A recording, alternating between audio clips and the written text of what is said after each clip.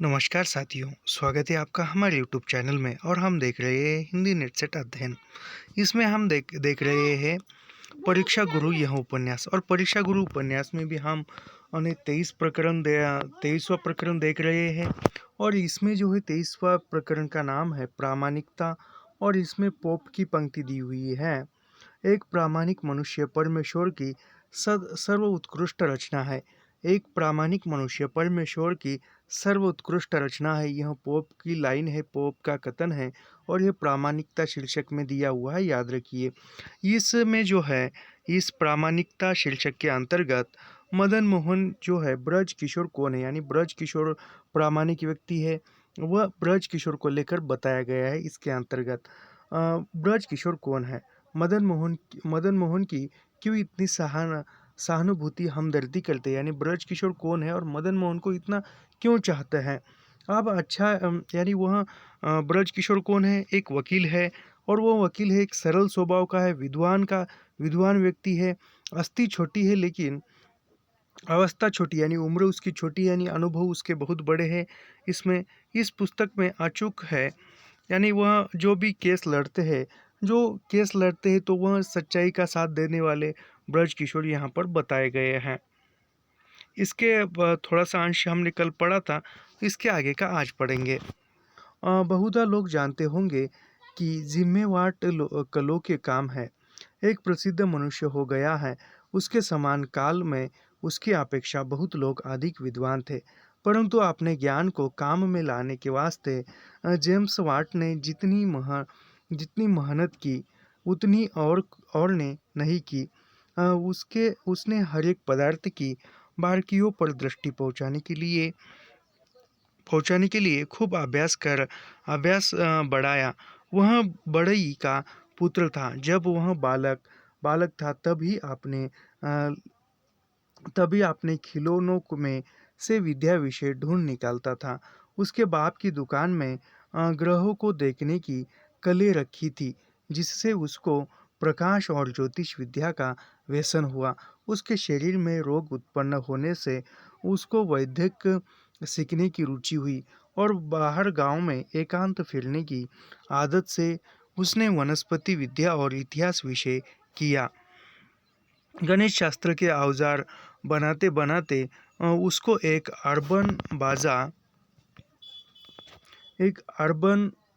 Argon बाजा बजाने की फरमाइश हुई। परंतु उसको उस समय तक गाना नहीं आता था। इसलिए उसने प्रथम संगीत विद्या का अभ्यास करने के पीछे से एक अर्गल बाजा बहुत अच्छा बना दिया। इसी तरह एक बाप की कल उसकी दुकान पर सुधरने आई। तब उसने गर्मी और बाप विषयक वृत्तांत सीखने में मन लगाया।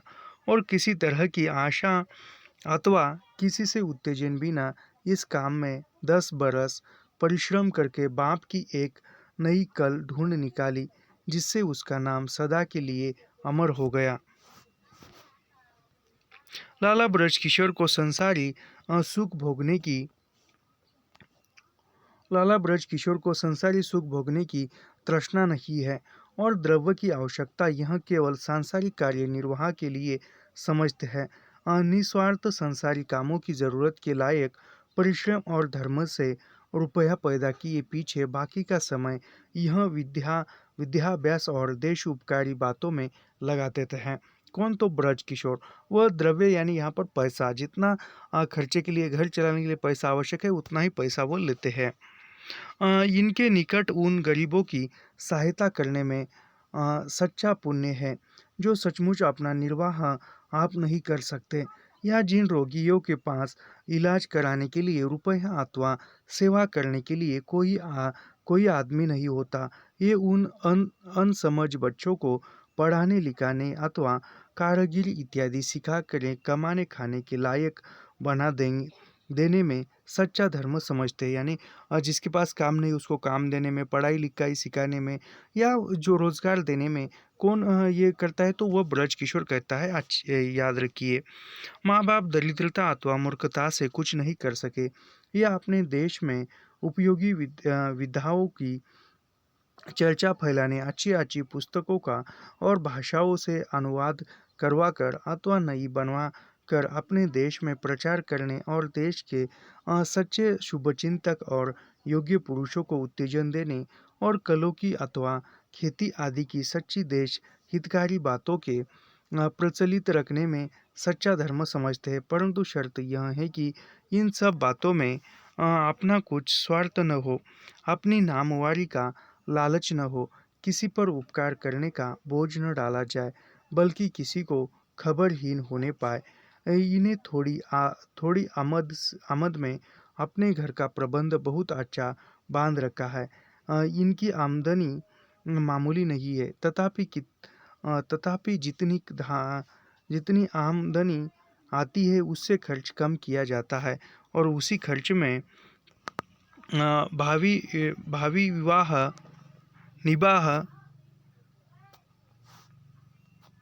भावी निबाह आदि का खर्च समझकर उसके वास्ते क्रम क्रम से सिगेगार रकम जमा होती जाती है। विवाह आदि के खर्च का मालूम बन रहा है, उनमें फिजूल खर्ची सर्वदा नहीं होने पाती, परंतु बाबूजी बातों में कसर भी नहीं रहती। उसके सिवाय जो कुछ थोड़ा बहुत बचता है वह बिना विचारे खर्च और नुकसान आदि के लिए अनामत रखा जाता है और विश्वास योग्य फायदे के कामों में लगाने से उसकी वृद्धि भी की जाती है। इनके दो छोटे भाइयों के पढ़ाने लिखाने का बोझ इनके सिर पर है, इसलिए उनको प्रचलित विद्याभ्यास की रूढ़ी के सिवाय उनके मानसिक विचारों के सुधारने पर सबसे अधिक दृष्टि रखते हैं। ये कहते हैं कि मनुष्य के मन के विचार न सुधरे तो पढ़ने लिखने से क्या लाभ। यानी मनुष्य के मन के विचार न सुधरे तो पढ़ लिख कर क्या लाभ हुआ। ये बिल्कुल सही है। यदि इंसान पढ़ता है तो केवल परीक्षा पास होने के लिए नहीं पढ़ना चाहिए, मन के विचार भी सुधारने चाहिए। ये बात सही है, याद रखिए। ये मनुष्य के मन के विचार न सुधरे तो पढ़ने लिखने से क्या लाभ हुआ। अ,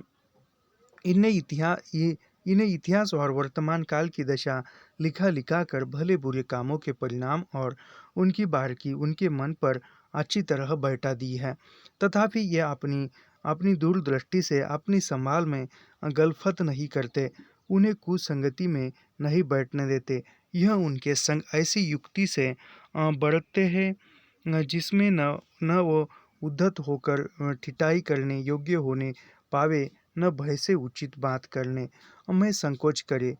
ये जानते हैं कि बच्चों के मन में गुरु के उपदेश से इतना असर नहीं होता जितना अपने बड़ों का आचरण देखने से होता है।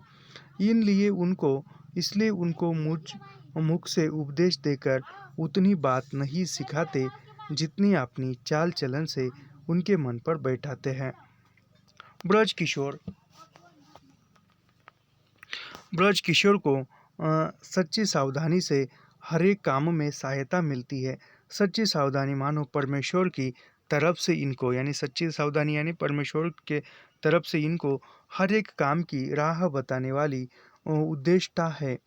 परंतु लोग सच्ची सावधानी और चालाकी का भेद नहीं समझते। क्या सच्ची सावधानी और चालाकी एक है? सच्ची सावधानी और चालाकी क्या एक है? यह भी प्रश्न यहाँ पर होता है।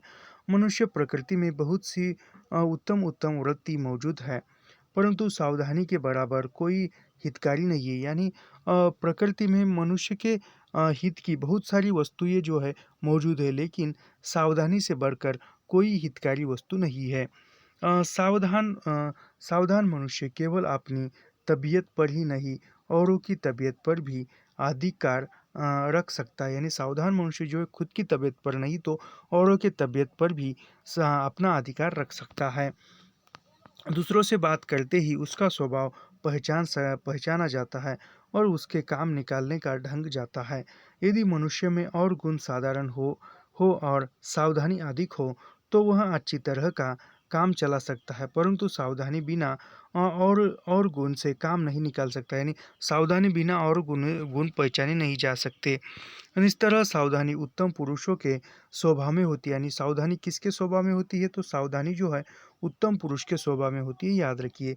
इसी तरह चालाकी तुच्छ और कमीनी आदमियों की तबीयत में पाई जाती है। यानी सावधानी जो है उत्तम पुरुष के स्वभाव में होती है, यानी उत्तम यानी अच्छे विचारों वाले, अच्छे इंसान के, अच्छे स्वभाव वाले इंसान के अंदर सावधानी होती है, और चालाकी जो है तुच्छ और कमीने इंसानों की अंदर दिखाई जाती है।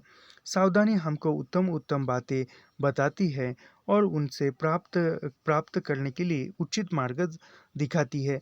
हर वह काम के परिणाम पर दृष्टि पहुंचाती है, और आगे कुछ बिगाड़ की सूरत मालूम हो तो झूठे लालच के कामों को प्रारंभ से पहले ही अटका देती है सावधानी। परंतु चालाकी अपने आसपास छोटी छोटी चीज़ों को देख सकती है। यानी चालाकी जो है, चालाक इंसान जो है छोटी छोटी चीज़ों को देख सकता है, और उस चीज़ों में पढ़कर वह खुद का नुकसान भी कर सकता है। केवल वर्तमान समय के फायदों का विचार रखती है। यानी चालाकी जो है केवल वर्तमान समय के फायदों का, स्वार्थ का विचार करती है। क्योंकि पेट में भूख लगी है तो आज, या अभी पेट में भूख लगी है तो अभी का वह भोजन पाने की कोशिश करेगी चालाकी, लेकिन सावधानी वैसा नहीं करेगी। वह सदा अपने स्वार्थ की तरफ झुकती है, और जिस तरह हो सके अपने काम निकाल लेने पर दृष्टि रखती है। सावधानी आदमी की दृढ़ बुद्धि को कहती है। यानी सावधानी जो है, सावधानी आदमी की जो दृढ़ बुद्धि होती है उसको सावधानी कहते हैं, याद रखिए। जो लोगों में प्रकट होती जाती है। सावधान मनुष्य की प्रतिष्ठा बढ़ती जाती है। यानी सावधान मनुष्य की जो प्रतिष्ठा है वह बढ़ती जाती है, परंतु चालाकी प्रकट हुए पीछे उनकी बात का असर नहीं रहता। चालाकी होशियारी की नकल है। यानी चालाकी जो है होशियारी की नकल है, याद रखिए। वह बहुधा जानवरों की सी प्रकृति में मनुष्य में पाई जाती है, इसलिए उनमें मनुष्य जन्म को भूषित करने के लायक कोई बात नहीं है। वह अज्ञानियों के निकट ऐसी समझी जाती है जैसे ठट्टेबाजी, चतुराई और भारी भरकमपना बुद्धिमानी समझे जाए। लाला ब्रजकिशोर सच्ची सावधानी के कारण किसी के उपकार का बोझ अपने ऊपर नहीं उठाते। यानी लाला ब्रजकिशोर जो है सावधान रहते, इसीलिए किसी के उपकार का बोझ उसके सिर पर नहीं है। किसी से सिफारिश आदि की सहायता नहीं लिया चाहते, कोई काम अपने आग्रह से नहीं कराया चाहते, किसी को कच्ची सलाह नहीं देते, यानी झूठी सलाह नहीं देते, सिवाय किसी भरोसे पर काम नहीं उठाते, अपने अधिकार से बढ़कर किसी काम में दस्तकारी भी नहीं करते, औरों की मार्फत मामला करने के बदले रूबरू बातचीत करने को अधिक पसंद करते हैं। वह लेन देन में बड़े खरे हैं, परंतु ईश्वर के नियमानुसार कोई मनुष्य सबके उपकारों से रूप नहीं हो सकता। ईश्वर, गुरु और माता पितादि के उपकारों का बदला किसी तरह नहीं दिया जा सकता, परंतु ब्रजकिशोर पर केवल इन्हीं उपकार का बोझ है। यानी ब्रजकिशोर पर किसके उपकार का बोझ है? तो माता पिता के उपकारों का बोझ है, याद रखिए। नहीं है वह इससे विचार एक और मनुष्य के उपकार में भी बंध रहे हैं। ब्रजकिशोर का पिता अत्यंत दरिद्री था। यानी ब्रजकिशोर का पिता अत्यंत दरिद्र था, गरीब था। अपने पास से फीस देकर ब्रजकिशोर की मदरसे में पढ़ाने की उसकी स्वार्थ सामर्थ्य न थी। यानी स्कूल की फीस भरकर ब्रजकिशोर को पढ़ाने की भी सामर्थ्य उनके पिता में न थी, और न वह दिन खाली रहकर ब्रजकिशोर को विद्या में निपुण किया चाहता था। परंतु मदन मोहन के पिता ने ब्रजकिशोर की बुद्धि और आचरण देखकर उसे अपनी तरफ से ऊंचे दर्जे तक विद्या पढ़ाई थी। उसकी फीस अपने पास से दी थी, उसकी पुस्तकें अपने पास से ले ली थी, बल्कि उसके घर का खर्च तक अपने पास से दिया था। और यह सब बातें ऐसी गुप्त रीति से हुई कि उनका हाल स्पष्ट रीति से मदन मोहन को भी मालूम होने पाया था। ब्रजकिशोर उसी उपकार के बंधन से इस समय मदन मोहन के लिए कोशिश कर रहे, यानी जो मदन मोहन अभी समस्या में आड़े हुए हैं, समस्या से घिरे हुए हैं, तो उसको बाहर निकालने का प्रयास कर रहे हैं। अगला प्रकरण है 24वें नंबर का, और 24वें नंबर का प्रकरण का नाम है हाथ से पैदा करने वाले और पोतड़ों के अमीर, यानी हाथ से पैदा करने वाले और पोतड़ों के अमीर। इसमें से हितोपदेशे का एक दोहा है, अमील द्रव्यहु यत्नते मिलेसु अवसर पाए, सचितहु रक्षा बिना स्वतः नष्ट हो जाए। तो ये याद रखिए। मदन मोहन का पिता पुरानी चाल का आदमी था, यानी मदन मोहन का पिता जो था वह पुरानी चाल का आदमी था। अपना बूता देखकर काम करता था और जो करता था वह कहता नहीं था, कहता फिरता था। उसकी केवल हिंदी पढ़ी थी, यानी मदन मोहन के पिता ने कौन सी भाषा पढ़ी थी?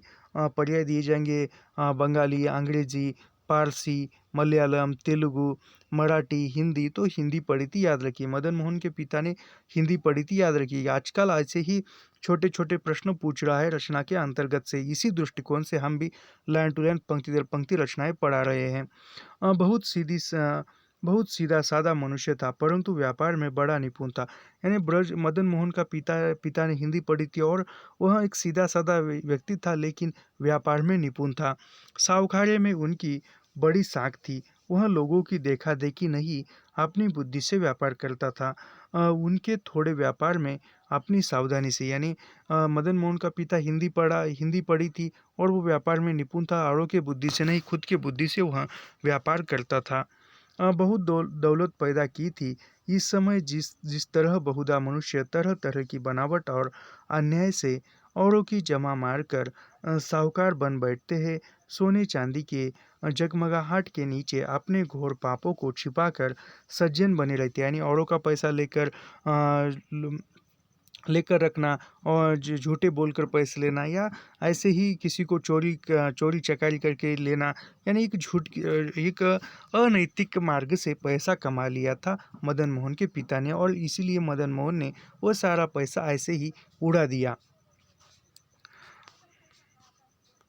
और धन को अपनी अपनी पाप वासना पूरी करने का एक साधन समझते हैं, ऐसे उनके नहीं किया था। व्यापार में किसी को कसर नहीं देता था, पर आप भी किसी से कसर नहीं खाता था। उन दिनों कुछ तो मार्ग की कठिनाई आदि के कारण हर एक धुनी जुलाहे को व्यापार करने का साहस न होता था, इसलिए व्यापार में अच्छा नफा था।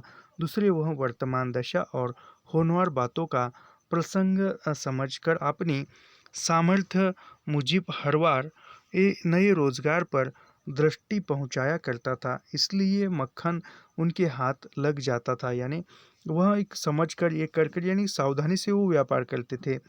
छाछ में और रह जाते थे।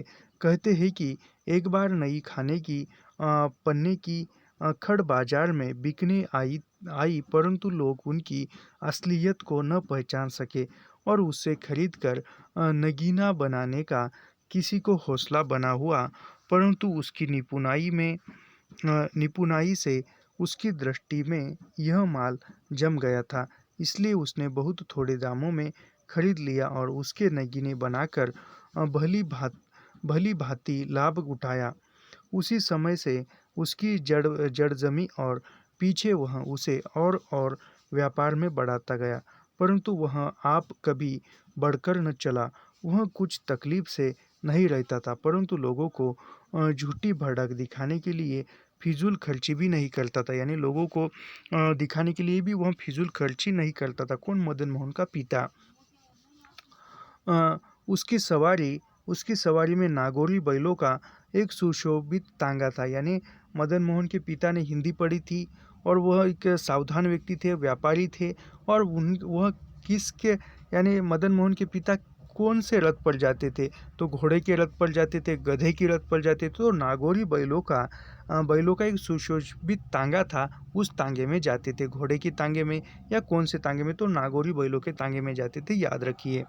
और वह खासे मलमल से बढ़कर कभी वस्त्र नहीं पहनता था। वह अपने स्थान को झाड़ पोंछ कर स्वच्छ रखता था, परंतु झाड़ फूसन आदि को फिजूल खर्ची में समझता था। उसके यहाँ मकान और दुकान पर बहुत थोड़े आदमी नौकर थे, परंतु हर एक मनुष्य का काम बटा रहता था, इसलिए बड़ी सुगमता से सब काम अपने अपने समय पर होता चलता था। यानी वो नौकरों को कम ही नौकर थे, लेकिन फिर भी सभी को उनके उनके काम बट कर दिए हुए थे और वो इसीलिए वह समय पर पूरा काम करते थे। वह अपने धर्म पर दृढ़ था, यानी वह जो है अपने धर्म पर दृढ़ था, यानी मदन मोहन जो है इसके पिता के बिल्कुल विपरीत है। अ, अपने धर्म पर दृढ़ था, ईश्वर में बड़ी भक्ति रखता था। प्रतिदिन प्रातःकाल घंटा 1.5 घंटा कथा सुनता था और दरिद्री सुखी दुखिया अपाहोजों की सहायता करने में बड़ी अभिरुचि रखता था, यानी औरों की सहायता भी करता था। वह अपनी उदारता किसी को प्रकट नहीं होने देता था। वह अपने काम धंधे में लगा रहता था, इसलिए हकीमों और रईसों से मिलने का उसे समय नहीं मिलता था। परंतु वह वाजवी राह से चलता था, इसलिए उसे बहुधा उनसे मिलने की कुछ आवश्यकता भी न थी, क्योंकि देश उन्नति का भार पुरानी रूढ़ी के अनुसार केवल राजपुरुषों पर समझा जाता था। वह मेहनती था, इसलिए तंदुरुस्त था। वह अपने काम का बोझ हरगिज औरों के सिर पर नहीं डालता था। हाँ, संशया शक्ति वाजबी बातों में औरों की सहायता करने को तैयार था। परंतु अब समय बदल गया। इस समय मदन मोहन के विचार और ही हो रहे हैं, यानी पिता के विचार उस प्रकार नेक नेक थे, लेकिन बेटे के विचार कैसे यहाँ पर ये बताया गया है। जहाँ देखो, यानी मदन मोहन जो है आमिरी ठाट, आमिरी कारखाने, बाग की सजावट का कुछ हल हम पहले लिख चुके हैं, यानी पहले प्रकरण में देखा है। मैं कुछ उससे अधिक चमत्कार दिखाई देता है। बैठक का मकान अंग्रेजी चाल का बनाया गया है। उसमें बहुमूल्य शीशे बर्तन के सिवाय तरह तरह का उद्मा सामान लगा हुआ है। सहन इत, अ, सहन इत्यादि से चीनी की ईंटों का सुशोभित फर्श फर्श कश्मीर के गलीचों का मार याद रखिए यहाँ पर। तो मदन मोहन के बैठक में लगाई हुई जो सहन इत्यादि थे, वह चीन के ईंट लगे हुए थे सुशोभित, और फर्श जो है वह कश्मीर से लाया गया था। गलीचों का मात करता है। तबेले में अच्छी से अच्छी विलायत की गाड़ियाँ और अरबी वेल्लर आदि की उद्मा उद्मा जोड़ियाँ अथवा सोन सवारी के घोड़े बहुतायत से मौजूद है। यानी कौन से घोड़े घोड़े थे? तो जोन सवारी के घोड़े मौजूद थे, याद रखिए। साहब लोगों की चिट्ठियाँ नित्य आती जाती है। अंग्रेजी तथा देशी अखबार और मासिक पत्र बहुत से लिए जाते हैं और उनमें खबरें अथवा आर्टिकलों को कोई देख या न देखे, परंतु सौदागरों के इश्तिहार अवश्य देखे जाते हैं। यानी उसका मदन मोहन का पिता जो था फिजूल खर्च नहीं था, लेकिन ये फिजूल खर्ची है। नई फैशन की चीज़ें अवश्य मंगवाई जाती है। मित्रों का जलसा सदैव बना रहता है और कभी कभी तो अंग्रेज़ों को भी बाल दिया जाता है। मित्रों के सत्कार करने में यहाँ किसी तरह को कसर नहीं रहती है, और जो अधिक लोग दुनियादारी होते हैं उनकी तो पूजा बहुत से विश्वास करती है। यानी यहाँ पर पिता ने जिस प्रकार कमाया है पैसे, और वह बेटा किस प्रकार उस पैसे को उड़ा रहा है, यही बात यहाँ इस प्रकरण में बताई गई है, 24वें प्रकरण में। हम अगले प्रकरण की ओर बढ़ते हैं। अगला प्रकरण जो है वह है 25 नंबर का, और उसका नाम है साहसी पुरुष। 25वें नंबर का नाम है साहसी पुरुष, याद रखिए। और यहाँ पर विदुर प्रजागरे का एक दोहा है। सानुबंध कारज करे सब अनुबंध निहार, करे न साहस बुद्धि बल पंडित करे विचार। यह जो है यह विदुर प्रजागरे का दोहा है, और यह प्रकरण 25 में दिया हुआ है, और यह साहसी पुरुष नाम से है, याद रखिए। हम प्रथम लिख चुके हैं कि हर किशोर साहसी पुरुष था और दूर के संबंध में ब्रज किशोर का भाई माना जाता था। यानी साहसी पुरुष कौन है यहाँ पर? तो हर किशोर है, और वो ब्रज किशोर का भाई माना जाता है, याद रखिए। अब तक उनके काम उसकी इच्छा अनुसार हुए जाते थे। वह सब कामों में बड़ा बड़ा उद्योगी दृढ़ दिखाई देता था, यानी वह उसके काम में दृढ़ था और वह उपयोगी था। मामलों में से लगाने के बदले ऊपर ऊपर से इनको देखभाल करके केवल बड़े बड़े कामों में अपने ताई लगाने रहते हैं।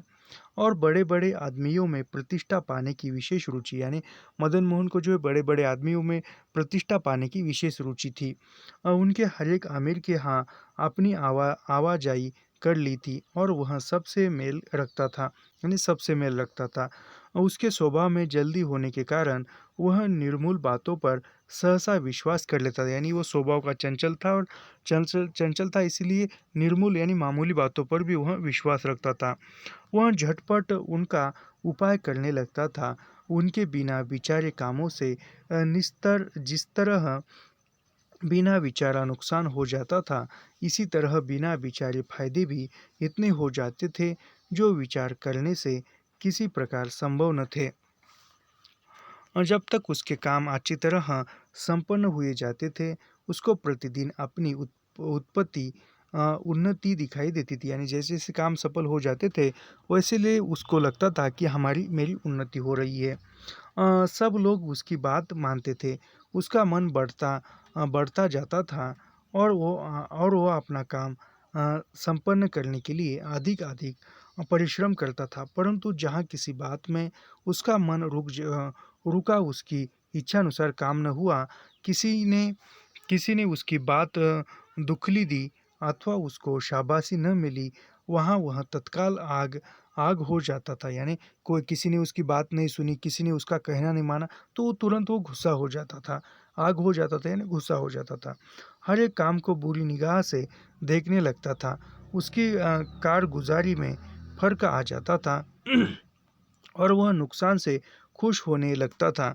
इसलिए उसकी मित्रता भय से खाली नहीं थी, यानी वो नुकसान करने में ये करता था, इसलिए वह उसकी भय से खाली यानी भय से भरी हुई उसकी मित्रता थी। कोई साहसी पुरुष स्वार्थ छोड़कर संसार के हितकारी कामों में प्रवृत्त हो तो कोलंबस की तरह बहुत उपयोगी हो सकता है। और अब तक संसार की बहुत कुछ उन्नति ऐसे ही लोगों से हुई है। इसलिए साहसी पुरुष परित्याग करने के लायक नहीं है, यानी साहसी पुरुष है वह साहसी पुरुष परित्याग करने के लायक नहीं होते हैं, परंतु युक्ति से काम लेने के लायक है। ऐसे मनुष्य से काम लेने में उनका मन बराबर बढ़ाते जाए तो आगे चलकर काबू से बाहर हो जाने का भय रहता है। इसलिए कोई बुद्धिमान तो उसका मन ऐसे रीति से घटाते बढ़ाते रहते हैं, न उसका मन बिगड़े पावन हद से आगे बढ़ने पाए, यानी वह बड़े जो है कि उसका मन न दुखे, इसलिए उसका काम रखते हैं। प्रकृति के मनुष्य को बीच में रखते हैं, यानी प्रकृति जो है मनुष्य को बीच में रखती है, ज़्यादा स्वार्थ भी नहीं, ये नहीं, उनको वाजबी राह बताते रहते हैं। परंतु लाला मदन मोहन के यहाँ ऐसा कुछ प्रबंध न था। दूसरे उनके विचार मुजिब मदन मोहन ने अपने झूठे अभिमान से भलाई के बदले जानबूझकर उसकी इज्जत ली थी। इस कारण हरकिशोर इस समय क्रोध से आदेश, यानी वह मदन मोहन ने जो है गलत किया, गलत हुआ, तो इसलिए हरकिशोर जो है उससे नाराज हो गए थे। लाला लाला हो रहा था और बदला लेने के लिए उसके मन में तरह तरंगे उठती थी। उसने मदन मोहन के मकान से निकलते ही अपने जी का गुब्बारा निकालना आरंभ किया। पहले उसको निहाल चंद मोदी मिला। उसने पूछा, आज कितने की बिक्री हुई, यानी सबसे प्रथम हर हर किशोर मदन मोहन के यहाँ से निकला तो पहले उसको कौन मिलता है, तो वहाँ से निहाल चंद मोदी मिलता है और वो कहता है कि आज मदन मोहन के यहाँ कितने की बिक्री हुई। खरीदारी की तो कुछ हद ही नहीं है, परंतु माल बेचकर दाम किसने ले लिया, किसको बहुत नफे का लालच हो वह भले ही बेचे, मुझको तो अपनी रकम डबोनी मंजूर नहीं। हर किशोर ने जवाब दिया, किसको, निहाल चंद मोदी को। यह क्या कहते हो लाला साहब की रकम में कुछ धोखा, यानी लाला साहब की रकम में कुछ मदन मोहन के रकम में कुछ धोखा हुआ। धोखे का हाल थोड़े दिन में खुल जाएगा। मेरी जान तो होना था वह हो चुका। तुम यह बात क्या समझ कर कहते हो, मोदी ने घबराकर पूछा। कम से कम 1,50,000 का तो शीशा बर्तन इस समय इनके मकान में होगा। समय पर शीशे बर्तन को कोई नहीं पूछता, उनकी लागत में रुपए के दो आने नहीं उठते। इन्हीं चीज़ों की खबरदारी में तो सब दौलत जाती रहा है। निश्चय सुना है कि इन चीज़ों की कीमत बाबत 50,000 रुपये तो ब्राइड साहब के देने हैं। यानी 50 ब्राइड साहब को मदन मोहन से कितने पैसे देने हैं? तो 50,000, 50,000 देने हैं, याद रखिए। एकक दशक शतक हजार 10,000, यानी 50,000 देने हैं, याद रखिए। ब्राइड को मदन मोहन को ब्राइड ब्राइड के कितने पैसे? तो 50,000 है, याद रखिए। कल एक एक अंग्रेज 10,000 रुपये मांगने आया था। न जाने उसके लेने थे कि कर्ज मांगता था, परंतु लाला साहब ने किसी से उधार मांग कर देने का करार किया है। फिर जहाँ उधार के भरोसे सब काम भुगतने लगा, वहाँ बाकी क्या रहा? मैंने अपनी रकम के लिए अभी बहुत तगाजा किया, पर वे फूटी कौड़ी नहीं देते। यानी तगाजा यानी विनती की, लेकिन फूटी कौड़ी नहीं दिए। इसलिए मैंने तो अपने रुपये की नालिश अभी दायर करता हूँ। तुम्हारी तुम जानो। यानी मैं मेरे रुपए निकालने के लिए नालिश यानी अदालत में जाऊंगा, तुम तुम्हारा देखो। यह बात सुनते ही मोदी के होश उड़ गए। यानी मोदी को लगा कि मेरे भी पैसे डूब जाएंगे। यानी वो आजकल जो पंतप्रधान है वह मोदी अलग है और यहाँ के मोदी अलग है भाई साहब। यह बात सुनते ही मोदी के होश उड़ गए। वह बोला, मेरे भी 5,000 लेने हैं। मैंने कई बार तगादा किया पर कुछ सुनाई न नहीं हुई। मैं भी जाकर अभी रकम, यानी मोदी कहता है कि मैं भी जाकर मेरी रकम पैसे मांगूंगा। मेरे केवल कुछ कितने पैसे हैं? तो मेरे 5,000 है। सूदी तरह दे देंगे, यानी सूदी अच्छी तरह दे देंगे तो ठीक है, नहीं तो मैं भी नालिश कर दूंगा। यानी नहीं तो मैं भी अदालत में जाऊंगा। व्यवहार में मुलाहजा क्या? इस तरह बदला कर दोनों अपने अपने रास्ते चले। आगे चलकर हर किशोर को मिस्टर ब्राइट का मुंशी मिला। यानी मिस्टर ब्राइट का मुंशी मिला। वह अपने घर भोजन करने जाता था। उसे देखकर हर किशोर अपने आप कहने लगा, मुझे क्या है, मेरे तो थोड़े रुपए है, मैं तो अभी नालिश करके पटा लूँगा। मुश्किल तो 50,000 वालों की, यानी मुश्किल तो 50,000 की है। जो यहाँ पर कौन है? तो ब्राइट का जो मुंशी है उसको सुनाई दे, इसलिए वो कह रहा है कि मेरे तो क्या है, कम पैसे है, तो मैं नालिश करूँगा तो मेरे रुपए आ जाएंगे। लेकिन जो मुश्किल जिसके, जो 50,000 जिसके है, यानी 50,000 यानी ज़्यादा जिसकी, उसकी मुश्किल है। देखिए वह क्या करते हैं, यानी जिसकी बड़ी रकम है वह क्या करते हैं, देखते हैं। लाला हरकिशोर किस पर नालिश की तैयारी कर रहे हैं। यानी वो मुंशी पूछ रहा है कि तुम किस पर नालिश करना चाहते हो, किस पर मुकदमा चलाना चाहते हो? कुछ नहीं साहब, मैं आपसे कुछ नहीं कहता। मैं तो बेचारे मदन मोहन का विचार कर रहा हूँ। हाँ, उसकी सब दौलत थोड़े दिन में लुट गई। अब उसके पास उसके काम में हलचल हो रही है। यानी वह कहता है कि मदन मोहन की सब कुछ जो जायदाद है वह चली गई है, नष्ट हो रही है। अब जो है उसकी उसकी दौलत का, उसके काम का क्या होगा? चल रही हो, लोग नालिश करने को तैयार है। यानी लोग जो है मुकदमा करने को तैयार है। कमबख्ती के मारे हजारों दो दो एक का कपड़ा दे दिया था, इसलिए मैं भी अपने रुपए पटाने की राह सोच रहा हूँ। यानी मैंने भी वहाँ पर 1,000 2,000 के कपड़े दिए थे, इसलिए मेरे भी रुपए वहाँ पर फंसे हुए हैं। बेचारा मदन मोहन कैसा सीधा आदमी था। यानी मदन मोहन कैसा सीधा आदमी था और क्या हो गया, ऐसा वो सोच रहे हैं। क्या सचमुच उस पर तगाजा हो गया? उस पर तो हमारे साहब के 50,000 रुपये लेने हैं। यानी ये को हर हर किशोर को ये मुंशी कह रहा है ब्राइड का कि हमारे साहब के भी 50,000 लेने हैं। आज सवेरे तो लाला मदन मोहन की तरफ से बड़े कांचों की एक जोड़ी खरीदने के लिए मास्टर शंभू दयाल हमारे साहब के पास गए थे। फिर इतनी देर में क्या हो गया? तुमने यह बात किसे सुनी? अब मैं वहाँ से आता हूँ, कल से गड़बड़ हो रही है। कल एक साहब 10,000 रुपये मांगने आए थे। यानी कल भी एक साहब जो है 10,000 मांगने आए थे। मदन मोहन ने स्पष्ट कह दिया, मेरे पास कुछ नहीं है, मैं किसी से उधार लेकर 2 एक दिन में आपका बंदोबस्त कर दूंगा। मैंने अपने रुपए के लिए बहुत ताकीद की, पर मुझको भी कोरा जवाब ही मिला। अब मैं नालिश करने जाता हूँ। निहाल चंद मोदी अभी 5,000 के लिए पेट पकड़े गया है। यानी वह कहता है कि मेरे भी पैसे नहीं मिले, मैं नालिश करने जाता हूँ। और अभी जो है निहाल चंद मोदी जो है वह मदन मोहन के पास पैसे मांगने के लिए गए हैं 5,000। कहता था कि मेरे रुपए इस समय न देंगे तो मैं भी नालिश करूंगा। यानी निहाल चंद मोदी कहता है कि मेरे पैसे न मिले तो मैं भी नालिश कर दूंगा। जिसकी नालिश पहले होगी उसको पूरे रुपए मिलेंगे। तो मैं भी जाकर साहब को बता, यानी मुंशी कहता है कि मैं भी जाकर मेरे साहब को ब्राइट को बता दूंगा तुम्हारी रकम तुम्हारी रकम तो खेरीज है, परंतु साहब का कर्जा बहुत बड़ा है। सो साहब की इस रकम में कुछ धोखा हुआ तो साहब का काम चलना कठिन हो जाएगा। यानी वो कहता है कि तुम्हारी रकम तो कम है 5,000, लेकिन हमारे साहब की 50,000 रकम बहुत है, और वो यदि चली जाए तो पूरा कारोबार ही ठप हो जाएगा। यह कहकर मिस्टर ब्राइट का मुंशी घर जाने के बदले साहब के पास दौड़ गया। लाला हरकिशोर आगे बढ़े तो मार्ग में लाला मदन मोहन की पन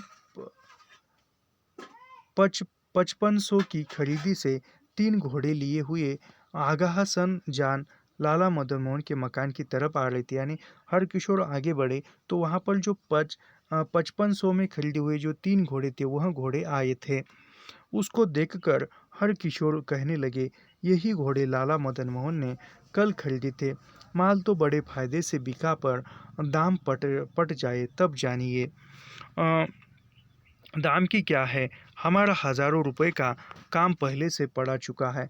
आगाह सन जान ने जवाब दिया और मन में कहा, हमारी रकम तो आपने लालच से चुन्नीलाल और शंभुदयाल घर घर बैठे पहुंचा जाएंगे। यानी वो घोड़े वाला कहता है कि हमारे जो पैसे हैं वह चुन्नीलाल और शंभुदयाल घर आकर दे जाएंगे। वह दिन गए आज। यानी वो लाला मदन मोहन कहता है कि वह दिन गए आज। लाला मदन मोहन का काम डिगमिगा रहा है। उसके ऊपर लोगों का तगाजा जारी है। जो तुम किसी भरोसे रहोगे तो धोखा खाओगे।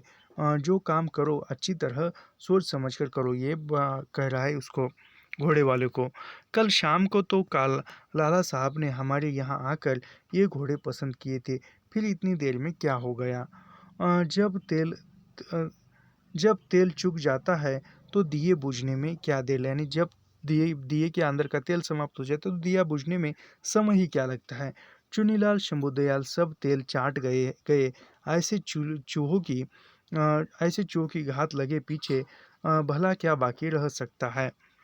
मैं जानता हूँ कि लाला साहब का बहुत सा रुपया लोग खा गए, परंतु उनके काम बिगड़ने की बात मेरे मन में अब तक नहीं बैठती। तुमने यह हाल किससे सुना। यानी वह घोड़े वाला कहता है कि तुमने यह हाल किससे सुना। मैं आप वहाँ से आया हूँ। यानी वो कहता है कि हर किशोर तो मैंने किसी से नहीं सुना, मैं वहाँ से आ रहा हूँ। मुझको झूठ बोलने से क्या फ़ायदा है। मैं तो अभी जाकर नालिश करता हूँ। निहाल चंद मोदी नालिश करने को तैयार है। ब्राइट साहब का मुंशी अभी सब हकीकत निश्चय करके साहब के पास दौड़ा गया है। तुमको भरोसा न हो निसंदेह मानो, तुम न मानोगे इससे मेरी क्या हानि होगी। यह कहकर हर किशोर आगे चल गया। यानी घोड़े वालों को भी पीछे ले जा रहा है। पर अब मदन मोहन की तरफ से आगाह सन जान आगा हसन जान को धैर्य न रहा। असल रुपए का लालच उसको पीछे हटाता जाता था और नफ़े का लालच आगे बढ़ाता था। पहले रुपए के विचार से तबीयत और भी घबराई जाती थी। निदान यह रहा डेयरी की इस समय तो घोड़ों को अ, फेर ले चलो तो मदन मोहन का काम बना रहेगा। तो पहले रुपए वसूल हुए पीछे घोड़े पहुंचा देंगे। यानी वो घोड़े वाला कहता है कि पहले मैं पैसे ले लूँगा और बाद में घोड़े दे दूँगा।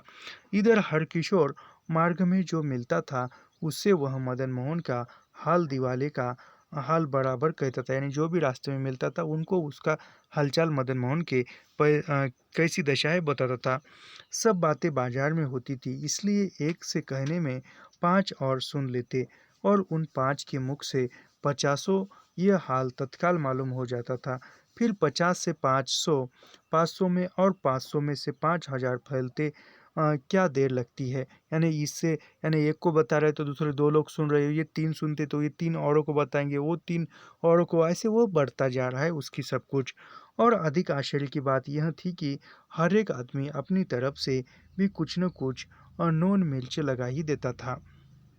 यानी वो ये काम होता है हर एक समाज का कि उसमें मिर्च मसाला डालने का। उसको एक के कहने से भरोसा न आया तो 2 के कहने से आ गया। 2 के कहने से न आया तो न आया, 4 के कहने से, यानी एक से कहने पर भरोसा नहीं आया तो अन्य 2 आदमियों की मुख से वही बात सुनकर भरोसा आया, और जिसको 2 इंसानों के मुख से सुनकर भी भरोसा नहीं आया, उसने और 4-5 लोगों के मुख से सुनकर भरोसा किया। मदन मोहन के चाल चलन से अनुभवी मनुष्य तो यह परिणाम पहले से ही समझ रहे थे, जिस पर मास्टर शंभुदयाल ने मदन मोहन की तरफ से एक एक दो जगह उधार लेने की बातचीत की थी। इसलिए इस चर्चा में किसी को संदेह न रहा। बारूद बीच रही थी, बत्ती दिखाते दिखाते ही तत्काल भपक उठ रही थी, परंतु लाला मदन मोहन या ब्रज किशोर वगैरह को अब तक इसका कुछ हाल मालूम न था। तो यहाँ पर जो है 25 नंबर का प्रकरण समाप्त होता है और 26 नंबर का प्रकरण प्रारंभ होता है। 26 नंबर के प्रकरण का नाम जो है वह है दिवाला। दिवाला यानी सब कुछ बर्बाद हो गया यहाँ पर। और यहाँ पर जो है वृंद का दोहा दिया हुआ है, और वृंद का दोहा है, कीजिए समझ न कीजिए बिन विचार व्यवहार, यानी समझकर समझाकर जानबूझकर समझाकर ही समझाकर समझकर विचार कर कर व्यवहार करना चाहिए। आए रहत जानत नहीं, सिर को पायन भार, यानी समझकर या विचार कर कर जानबूझकर पूरा ज्ञान प्राप्त करके ही व्यवहार करना चाहिए, वृंद का दोहा कहता है। और इसका नाम है 26 नंबर के प्रकरण का दिवाला। यहाँ पर ये जो है लाला मदन मोहन का सब कुछ जो भी संपत्ति थी वह सब कुछ नष्ट हो जाती है। ये क्या क्या है वो देखेंगे हम। लाला मदन मोहन प्रातःकाल उठते ही कुतब जाने की तैयारी कर रहे थे, यानी कुतब को जा रहे थे। साथ जाने वाले अपने अपने कपड़े लेकर आते जाते थे। इतने में निहाल चंद मोदी की तगाज गिरोह को साथ लेकर पहुंचे, यानी वह जा रहे थे, कुतुब को निकल रहे थे, तभी वहाँ जो है निहाल चंद मोदी वहाँ पर पहुँचते हैं। अ, इसने हरकिशोर से मदन मोहन के दिवाले का हाल सुना था। उसी समय से उसको तलानली क्रम लग रही थी। कल कई बार यह मदन मोहन के मकान पर आया, पर किसी ने इसको मदन मोहन के पास तक न जाने दिया और न इसके आने की इत्तला की। यानी कल भी आया था, लेकिन मोदी को मदन मोहन को मिलने नहीं दिया, और वह उसको बात भी नहीं बताई मदन मोहन को कि वह मोदी आए थे। संध्या समय मदन मोहन के सवार होने के भरोसे वह दरवाजे पर बैठा रहा, परंतु मदन मोहन सवार न हुए। इससे इनका संदेह और भी दृढ़ हो गया। शहर में तरह तरह की हजारों बातें सुनाई देती थी, यानी शहर में तरह तरह की अफवाह फैल रही थी मदन मोहन के बारे में। वह आज सवेरे ही कई लेनदारों को साथ लेकर एकदम मदन मोहन के मकान में घुस आया। यानी मोदी जो है जो मदन मोहन के जितने ही लेनदार थे उन सभी को लेकर घर में आ गया। कहने लगा, साहब अपना हिसाब करके जितने रुपए हमारे बाकी निकले हमको इसी समय दे दीजिए। हमें आपका लेन देन रखना मंजूर नहीं। कल से हम कई बार यहाँ आए, यानी जो भी मेरा पैसा है हिसाब किताब करके दीजिए, और मुझे काम है और मुझे अभी चाहिए, ऐसा वो कहते हैं। पहले वालों ने आपके पास तक नहीं पहुँचने दिया, यानी जो भी पहरेदार है उसने उन पहरेदारों ने कल मुझे आपके पास पहुंचने नहीं दिया। हमारा रुपया खर्च करके हमारे तगाजे से बचने के लिए यह तो अच्छी युक्ति निकाली, एक दूसरे लेनदार ने कहा। परंतु इस तरह रकम नहीं नहीं पच सकती, यानी इस तरह रकम जो है पच नहीं सकती, तुमको काम नहीं आएगी। नालिश करके दम भर में रुपया धरा निकाल, यानी नालिश करके हम रुपया ले निकाल देंगे। बाहर पहरे चौकी का बंदोबस्त करके भीतर आप सब्बा बांध रहे हैं। तीसरे मनुष्य ने कहा, जो 2-4 घड़ी हम लोग और न आते तो दरवाजे पर पहरा रह जाता, लाला साहब का पता भी न लगता। यानी हमें आने में देर हो जाती तो पहरेदार तो नहीं आने देते और लाला साहब का भी पता नहीं होता। इसमें क्या संदेह है। कल रात ही को लाला साहब अपने बाल बच्चों को बच्चे को तो मेरठ भेज चुके, यानी वो लाला साहब की पत्नी जो है मेरठ गई थी। और चौथे ने कहा, इंसाल बनने के सहारे से लोगों को जमा मारने का इन दिनों बहुत हौसला हो गया। क्या इस ज़माने में रुपया पैदा करने करने का लोगों में यही ढंग है? यानी इस समय में लोगों का उधार मांगना और पैसे न देना, यही रुपए पैसे कमाने का नया ढंग है? एक और मनुष्य कहने लगा, यानी दूसरे मनुष्य ने कहा, पहले अपनी साहूकारी मतबरी और रईस दिखाकर लोगों के चित्त में, यानी एक ने कहा कि पहले अपनी साहूकारी या बड़प्पन दिखाकर लोगों के मन में घर करना और पैसे विश्वास बिठाना, अंत में उसकी रकम मारकर किनारे हो जाना, यानी दूर हो जाना, भाग जाना, किनारा हो जाना, जुदा हो जाना, दूर जाना। अ, मेरी तो मेरी तो जन्म भर की कमाई यही यही है, मैं समझा था। यानी वह कहता है कि मेरी तो जन्म भर की जो कमाई है वह यही लाला मदन मोहन के पास है, समझा था। थोड़ी सी उम्र बाकी रह रही है, सो इसमें आराम में कट जाएगी, परंतु आप क्या करो। एक बूढ़ा आंखों में आंसू भरकर कहने लगा, यानी एक बूढ़े ने आंसू भरकर कहा, न मेरी उम्र मेहनत करने की है, न मुझको किसी का सहारा दिखाई देता है। यानी एक बूढ़ा जो है वह आंखों में आंसू लाकर कहता है कि न मेरी उम्र इस समय, ऐसा कुछ उस ढंग में कहता है, न मेरी उम्र मेहनत करने की है, न मुझको किसी का सहारा दिखाई देता है। जो जो तुमसे मेरी रकम न पटेगी तो मेरा कहाँ पता लगेगा, यानी मेरे रुपए तुम्हारे पास से ना आएंगे तो मुझे कौन देखेगा, मेरा कहाँ पता चलेगा। हमारे तो 5,000 रुपये लेने हैं, परंतु लाओ इस समय हम 4,000 में फैसला करते हैं। यानी वो बूढ़ा कहता है कि मेरी तुमसे 5,000 आने हैं, लेकिन लाओ मैं अभी 4,000 में ही मैं निपटा देता हूँ।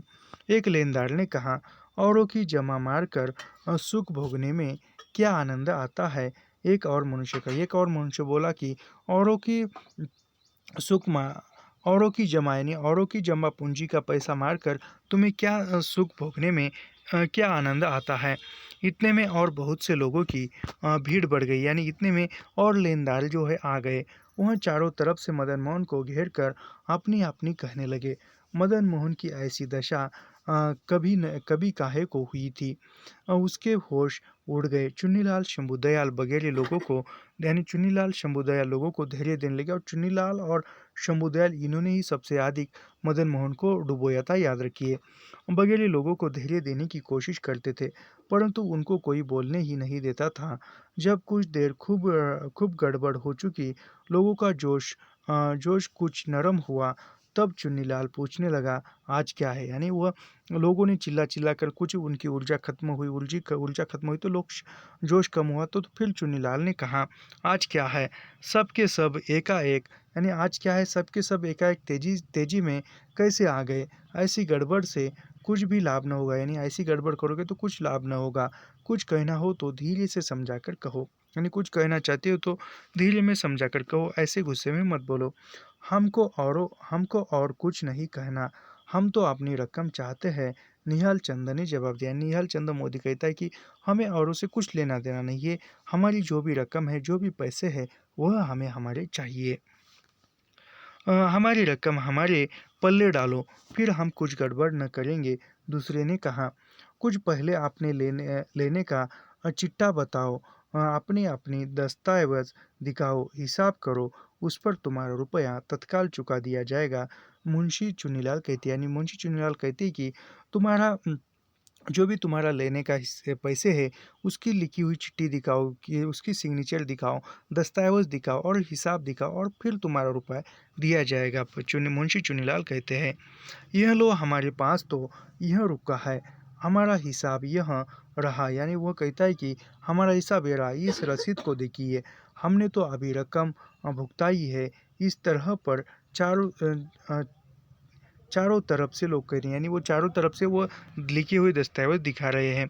देखो जी देखो, तुम बहुत हल्ला, यानी वो कहते हैं कि देखो तुम बहुत हल्ला करोगे तो अभी पकड़ कर कोतवाली में भेज दिए जाओगे, और तुम पर हद का इज्जत नालिश की जाएगी। तो जो कुछ करना हो धीरज से करो। मिस्टर शंभूदयाल ने अवसर पाकर दबाने के लिए कहा। मिस्टर शंभुदयाल कहता है कि जो कुछ भी आप मांगना चाहते हो ये शांति से धीरज करके मांगो, नहीं तो तुम पर नालिश कर जाएगी। हमको डल हम की हमको लड़ने झगड़ने की क्या ज़रूरत है, हम तो केवल जवाब चाहते हैं, जवाब।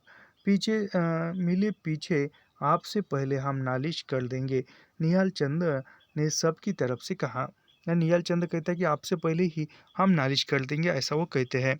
तुम वृथा घबराते हो, हमारा सब माल मता तुम्हारे संभाले मौजूद है, हमारे घर में घाटा नहीं है, ब्याज समेत सबको कौड़ी कौड़ी चुका दी जाएगी। लाला मदन मोहन ने कहा। लाला मदन को कहती कि हमारे घर में आटा नहीं घाटा घा, घाटा नहीं है, लेकिन तुम्हारी कौड़ी कौड़ी सब कुछ चुका दी जाएगी।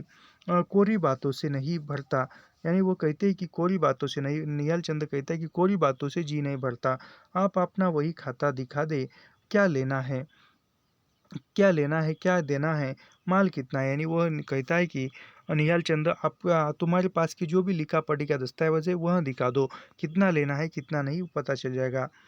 माल मौजूद है, जो अच्छी तरह हमारा मन भर जाएगा, हम नालिश नहीं करेंगे। यानी हमारा मन भर जाएगा, तुम्हारे पास का लिखा हुआ है तो हम नालिश नहीं करेंगे। कागज़ तो इस समय तैयार नहीं है, लाला मदन मोहन ने लज्जा कर कहा। नहीं, लाला मदन मोहन कहता है कि लज्जा कर, शर्मा कर कि कागज़ तो लिखा हुआ इस समय में मौजूद नहीं है। तो खातरी कैसे हो, यानी तो खातरी कैसे हो, तो हमें कैसे पता चलेगा कि मेरी इतने पैसे हैं। ऐसी अंधेरी कोठरी में कौन रहे, वृंद जो पहले करिए, यानी वृंद कहती कि जो पहले करिए जतन तो पीछे फल होय, यानी पहले से जतन करती है तो उसके बाद में फल मिलता है। आग लगे दोए कुआं कैसे पावे, तो इस काट कबाड़ के तो समय पर रुपए में दो आने भी नहीं उठते। एक लेनदार ने कहा। ऐसे ही अनसमझ आदमी जल्दी करके बेबस दूसरों का काम बिगाड़ दिया करते हैं, मास्टर शंभुदयाल कहने लगे। इतने में हरकिशोर अदालत के एक चपरासी को लेकर मदन मोहन के मकान पर आ गए। यानी इतने में जो है हरकिशोर अदालत के एक चपरासी लेकर मदन मोहन के पास आता है। पहुंचे और चपरासी ने सम्मन पर मदन मोहन से कायदे मुजिब इत्तला की, यानी उस सेवक ने जो है कायदे के हिसाब से बात की मदन मोहन से। उसको गए थोड़ी देर न बीतने पाई थी कि आगा हसन जान के वकील ने नोटिस किया। यानी इतने में जो है वह गया कि तुरंत आगा हसन जो घोड़े वाला था उसके वकील ने आकर नोटिस दिया। पहुंची, उसने लिखा था कि आगा हसन जवाब की तरफ से मुझको आपके जताने के लिए यह आयश हुई है कि आप उसके पहले की खरीदी के घोड़े की कीमत का रुपया तत्काल चुका दे। कल की खरीदी 3 घोड़े की कीमत 24 घंटे के भीतर भेज दे। आपने मंगवा ले, जो इस मयाद के भीतर कुछ रुपया न चुका दिया जाए तो घोड़े नीलाम कर दी जाएंगे। यानी जो आपने जो घोड़े खरीदे उसके पहले 24 घंटे के अंदर दीजिए, नहीं तो आपके खरीदे हुए घोड़े नीलाम कर दी जाएंगे। इनकी कीमत में जो कमी रही है, पहले की बाकी समेत नालिश करने के आपसे वसूली की जाएगी। थोड़ी देर पीछे मिस्टर ब्राइड, यानी कुछ समय बाद मिस्टर ब्राइड भी आए। मिस्टर ब्राइड के तो 50,000 रुपये थे। ब्राइड भी आए और वो सम्मान और कच्ची कुर्की एक साथ आ पहुंची। इससे लोगों के घबराहट की कुछ हद न रही, यानी इसमें जो है लोगों में घबराहट पैदा हो गई। होने आशा जाती रही, सबको अपनी अपनी रकम गलत मालूम होने लगी। यानी सबकी जो है सबको लग रहा था कि हमारे पैसे गए लगे, और सब नालिश करने के लिए कचहरी दौड़ गए। यानी सब जो है सब उस पर मुकदमा करने के लिए कोर्ट में जा गए। यह क्या है, किस दृष्टि की दुष्टता से हम पर यह गजब का गोल एक साथ आ पड़ा। लाला मदन मोहन आंखों में आंसू भरकर बड़ी कठिनाई से इतनी बात कह सके। यानी लाला मदन मोहन की आंखों में आंसू गया और कहने लगी कि यह कठिन समय कैसे आया और किसने ऐसा किया। क्या कहूँ, कोई बात समझ में नहीं आती, मुंशी चुन्नीलाल कहने लगे। यानी मुंशी चुन्नीलाल कहने लगे कि यह बात कुछ समझ में नहीं आती। कल लाला ब्रजकिशोर यहाँ से ऐसे बिगड़ कर गए थे कि मेरे मन में इसी समय खटका हो गया था, शायद उन्हीं ने यह बखेड़ा खड़ा किया। यानी जो ब्रज किशोर जो है कल यहाँ से गुस्से से गए थे और ये बखेड़ा उन्हीं ने खड़ा किया होगा। आदमियों को अपनी बात का ऐसा पक्ष होता है कि वह औरों की क्या, अपनी बर्बादी का भी कुछ विचार नहीं करते।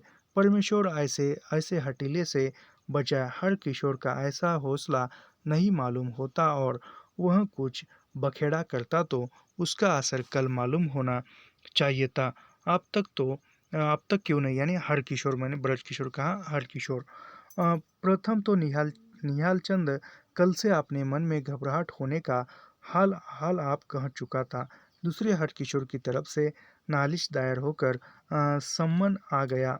तीसरे चुन्नीलाल ब्रज किशोर के स्वभाव को अच्छी तरह जानता था, इसलिए उसके मन में ब्रज किशोर की तरफ से जरा भी संदेह न था।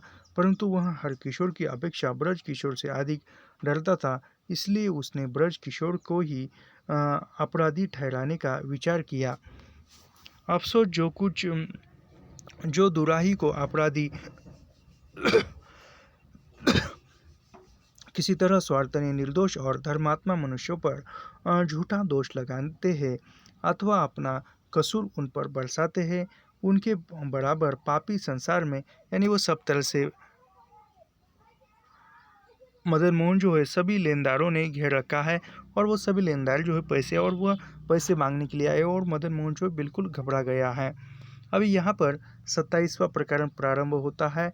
27 कहते हैं अंग्रेजी में इसको, और इसका नाम है लोक चर्चा अफवाह, यानी लोक चर्चा यानी अफवाह। जैसे कि लोक चर्चा यानी जैसे कि यहाँ पर कहाँ और के सुनकर सभी लोग आ गए, उसको ही लोक चर्चा या अफवाह कहते हैं। यहाँ पर विष्णु पुराण से पंक्ति है, निंदा चुगली निंदा चुगली झूठ अरु पर दुखदायक बात, यानी निंदा चुगली यह झूठ है लेकिन दुखदायक भी बात है। जे न करही तीन पर द्रवही सर्वेश्वर बहु भात। ये 27 नंबर का दोहा है, याद रखिए। नहीं, 27 नंबर का प्रकरण है, उसका नाम है अफवाह। उस तरफ लाला ब्रज किशोर ने प्रातःकाल उठकर नित्य नियम से निश्चिंत होते ही मुंशी हीरालाल को बुलाने के लिए आदमी भेजा, यानी मुंशी हीरालाल को बुलाने के लिए कहा। हीरालाल मुंशी चुन्नीलाल का भाई है, यानी हीरालाल जो है, हीरालाल मुंशी चुन्नीलाल का भाई है, याद रखिए। हीरालाल और चुन्नीलाल के बीच में संबंध क्या है, रिश्ता क्या है, तो भाई भाई है, याद रखिए। यह पहले बंदोबस्त के महके में नौकर था। जब से वह काम पूरा हुआ, इसकी नौकरी कहीं नहीं चली। तुमने तुमने इतने दिन से आकर सूरत तक नहीं दिखाई, घर बैठे क्या किया करते हो? हीरालाल को आते ही ब्रजकिशोर ने कहा, यानी ब्रजकिशोर ने कहा कि तुमने जो है घर बैठकर क्या क्या क्या किया, इतने दिन तुमने सूरत तक नहीं दिखाई। लगे दफ्तर में जाते थे, जब तक तो खैर अवकाश ही न था, परंतु आप क्यों नहीं आते? हुजूर, मैं तो हर वक्त हाजिर हूँ, परंतु बेकाम आने में शर्म आती है। यानी वो कहता है कि कोई काम नहीं तो आने में शर्म आती है। आपने याद किया तो हाजिर हुआ, फरमाइए क्या हुक्म है? हीरालाल ने कहा, यानी हीरालाल कहता है कि कुछ काम नहीं था, इसलिए आने में मुझे लज्जा महसूस हो रही थी, तो मैं आपने बुलाया और मैं आया। बताइए आप क्या काम है? और तुम खाली बैठे हो, इसकी मुझे बड़ी चिंता है। तुम्हारे विचार सुधरे हुए हैं, इससे तुमको पुराने हक का कुछ ख्याल हो या न हो, परंतु मैं तो कुछ भूल सकता। तुम्हारा भाई जवानी की तरंग में आकर नौकरी छोड़ गया, परंतु मैं तो तुम्हें नहीं छोड़ सकता। मेरे यहाँ इन दिनों एक मुहिम की चाह थी। सबसे पहले हाँ, मुझको तुम्हारी, यानी मेरे यहाँ एक मुनीम की आवश्यकता है और मुझे तुम्हारी याद आ गई। मुस्कुराकर तुम्हारे भाई को 10 रुपये महीना मिलता था, परंतु तुम उससे बड़े हो, इसलिए तुमको तो उससे दुनिया, यानी तुमको 20 रुपये तनख्वाह मिलेगी, ऐसा वो कहते हैं मदन मोहन। जी हाँ, फिर आपको चिंता न होगी, तो और किसको होगी? आपके सिवाय हमारा सहायक कौन है? चुन्नीलाल ने निस्संदेह मूर्खता की, परंतु फिर भी जो कुछ हुआ आप ही के प्रताप से हुआ, जो कुछ भी हुआ आपके ही हिस्से हुआ, ऐसा वो कह रहे हैं। नहीं, मुझको चुन्नीलाल की मूर्खता का कुछ विचार नहीं है। मैं तो यही चाहता हूँ कि वह जहाँ रहे प्रसन्न रहे। हाँ, मेरी उपदेश की कोई कोई बात उसको बुरी लगती होगी, परंतु मैं क्या करूँ? जो अपना होता है उसका दर्द आता है, यानी जो अपना है उसी पर ही दर्द आता है, यानी गुस्सा आता है। इसमें क्या संदेह है? जो आपको हमारा दर्द न होता तो आप इस समय मुझको घर से बुलाकर क्यों नहीं इतनी कृपा करते, यानी आप पर हमें बुला कर लाए तो कृपा क्यों नहीं किया। आपका उपकार मानने के लिए मुझको कोई शब्द नहीं, यानी आपके उपकार मानने के लिए मेरे पास, कृतज्ञता व्यक्त करने के लिए मेरे पास शब्द नहीं है। मिलते, परंतु मुझको चुन्नीलाल की समझ पर बड़ा अफसोस आता है कि उसने आप जैसे प्रतिपालक के छोड़े जाने की ठिठाई की। अब वह अपने किए का फल भोग रहा है। चुन्नीलाल चला गया और आप वह आपके इस छोड़े गए का पछतावा कर रहा है। मैं उसके किसी किसी काम को निसंदेह नापसंद कर सकता हूँ, परंतु यह सर्वथा नहीं चाहता कि उसको किसी तरह का दुख हो। यह आपकी दयालुता है, परंतु कार्य कारण के संबंध को आप कैसे रोक सकते हैं। आज लाला मदन मोहन पर तगा हो गया। जो ये लोग आपका उद्देश्य मानते मानते तो ऐसा क्यों होता। हाय हाय, तुम यह क्या कहते हो। मदन मोहन पर तगाजा हो गया। तुमने यह बात किससे सुनी। मैं चाहता हूँ कि परमेश्वर करे यह बात झूठ निकले। लाला ब्रज किशोर इतनी बात कहकर दुख सागर में डूब गए, यानी वो दुख सागर में डूब गए। उनके शरीर में बिजली का सा एक झटका लगा। आंखों में आंसू भर आए, हाथ पांव शिथिल हो गए। मदन मोहन के आचरण से बड़े बड़े दुख के साथ वह यह परिणाम पहले से समझ रहे थे, इसलिए उसको इतना दुख न होने यानी पहले से वो ऐसा मदन मोहन का परिणाम होने वाला है, हल होने वाला है, ये जानते थे। वह इतने दुख नहीं हुए, ना दुख होना चाहिए। पहले हो चुका था, तथापि उसको ऐसी जल्दी इस दुखदायी खबर के छूने की सर्वथा आशा न थी। इसलिए यह खबर सुनते ही उसका जी एक साथ उमड़ आया। परंतु वह थोड़ी देर में अपने चित्त का समाधान करके कहने लगे, यानी वो चित्त का समाधान किया और कहने लगा, हाँ, कल क्या था, आज क्या हो गया। श्रृंगार रस का सुहावना समा एकाएक करुणा से बदल गया। यानी जो कल श्रृंगार रस का समा था और वो आज करुणा रस में कैसे बदल गया। बेलीज बेल्जियम की राजधानी बेल्जियम की राजधानी ब्रेसेल्स पर नेपोलियन ने चढ़ाई की थी। उस समय की दुर्दशा इस समय याद आती है। लॉर्ड बायरन लिखता है, यानी लॉर्ड बायरन लिखता है कि निशी में बरसेलस गाजी रहो, बल रूप बढ़ाए पिराजी रहो। अति रूपवती युवती दर से बलवान सुजान जवान लसे, सबके मुख दीपक सो दम के, सबके ही ये आनंद सो धम के। बहु भांति विनोद प्रमोद करे, मधुरे सुर गाय उमंग भरे। जब रागन की मृदु तान उड़े, प्रियतम नयनन नयनन नयनन सैन जुड़े।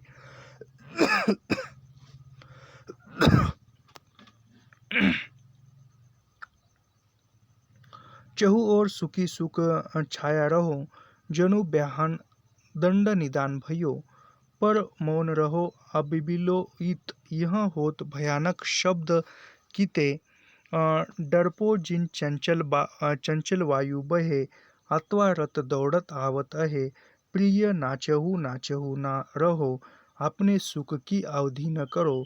जब जोबन और उमंग मिले, सुख लुटन को दूहनो चले। तब नींद कहू निश आवत है, कुछ औरहु बात सुहावन है।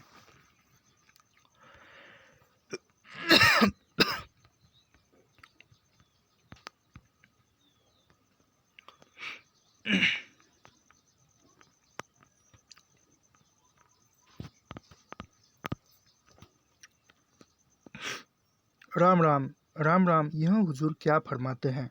आपकी आपकी अप्रसन्नता का विचार कैसे हो सकता है। आप तो हमारे प्रतिपालक हैं। मैं जाकर अभी चुन्नीलाल को भेजता हूँ, वह आकर अपना अपराध क्षमा करेगा। और चला गया। तो शाम को हाजिर होगा। हीरालाल ने उठते उठते कहा। हीरालाल उठते उठते कह रहा है, अच्छा, तुम कितनी देर में आओगे। मैं अभी भोजन करके हाजिर होता हूँ। यह कहकर हीरालाल रुखसत हो गया यानी चला गया।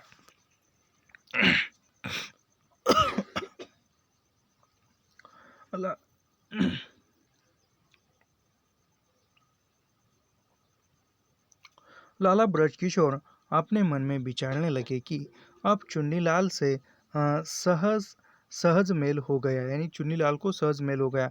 परंतु यह तगाजा कैसे हुआ? कल हरकिशोर क्रोध में भर गया था। इससे शायद उसी ने यह अफवाह फैलाई हो, और उसने ऐसा किया तो उसके क्रोध को बड़ा अनुचित्रण कैसे हुआ? लोगों ने उसके कहने में आकर बड़ा धोखा दिया, यानी लोगों ने उस हरकिशोर की बातें सुनी और लोगों ने उसकी बात सुनकर अफवाह में आकर बड़ा धोखा दिया। अफवाह वह भयंकर वस्तु है, अभी याद रखिए, अफवाह वह भयंकर वस्तु है जिसमें बहुत से निर्दोष दूषित बन जाते हैं। ये परीक्षा में पूछा हुआ लगता है मुझे। अफवाह वह बहुत भयंकर वस्तु है जिसमें बहुत से निर्दोष दूषित हो जाते हैं, यानी अफवाह जो है ऐसी भयंकर वस्तु है, उसमें उसे सुनकर जो निर्दोष लोग हैं वह भी दूषित हो जाते हैं।